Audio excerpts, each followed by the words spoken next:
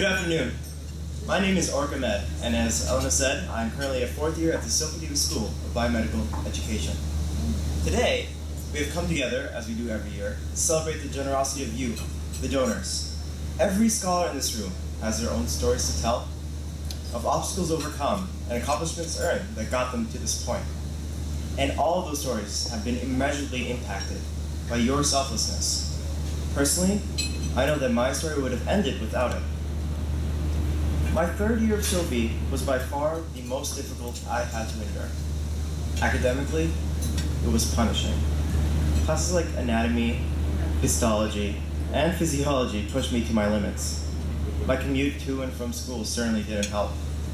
I would sleep an average of 2 hours a night. Oh my God. And the rest of my time was spent either in front of a book, or in a class, or in a lab. However, despite all the stress, experiences like seeing microscope slides of lung cells, holding what was once a beating heart in the anatomy lab, rejuvenated my enthusiasm for being a doctor, and reaffirmed the gravity of the career goal I was aiming for. However, problems outside my control threatened to derail everything. My third year at Sophie was not merely the most difficult academic year I had, it was also the most difficult year my family as a whole had to endure. My family has always adored stability. My father, mother, sister, and I have lived in the same small house for as long as I can remember. My father has always had that same waiter job in the hotel industry, and mother has always been at home taking care of us. Things were pleasant, our lives were comfortable, and we were as happy as you could imagine. However, during my third year, without warning, my father was laid off from his job. We were devastated by how it caught us off guard. Our beloved stability was shattered. Those were the darkest times my family had to endure. After paying the bills and paying the mortgage to keep the house that we loved so much, there was barely enough money to get by. I remember having to survive on $20 a week. There were times I would skip meals in order to buy movie tickets, so I was able to hang out with my friends. Our health insurance was in danger. Our insurance was directly connected to whether or not my father was working.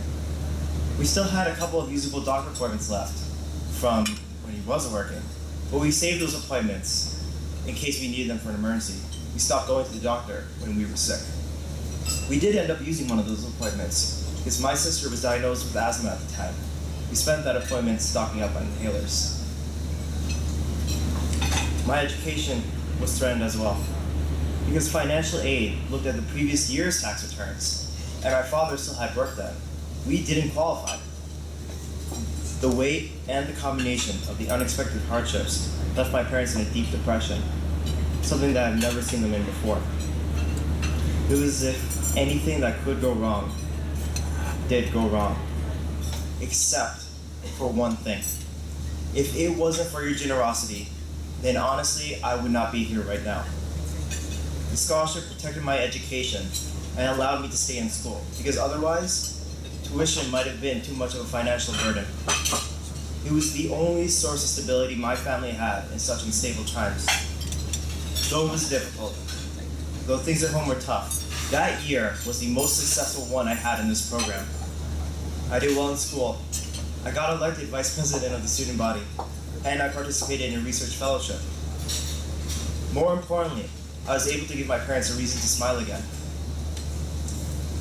Everyone in my family had to make sacrifices, but I didn't have to sacrifice my dream of being a doctor. That dream means so much to me because it's a dream that spans generations. It all comes back to my maternal grandfather. The three values that were most important to my grandfather were family, helping others, and education. He wanted nothing more than a member of his family to become a physician. And he had those aspirations for my mother. But for a female in Bangladesh at the time, it was nigh impossible. She did well in school. She got into a university.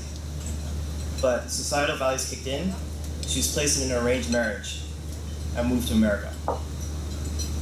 My acceptance into Sophie Davis came merely days after the anniversary of my grandfather's passing.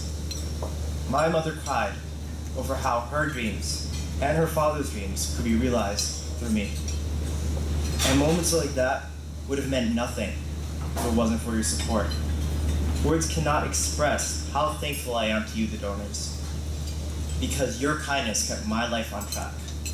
I intend to uphold your example and the value of serving others in the future, because I wish to obtain my Master's in Public Health after obtaining my MD and work in community health research. So my story actually ended up having a happy ending. My father is working again, part-time, and our lives are slowly going back to normal. But like me, every single one of the scholars in this room have their own stories to tell, of their own sacrifices and triumphs. And you cannot begin to understand how much of an impact your benevolence has had on all of them. So again, on behalf of everyone here, including my family, thank you.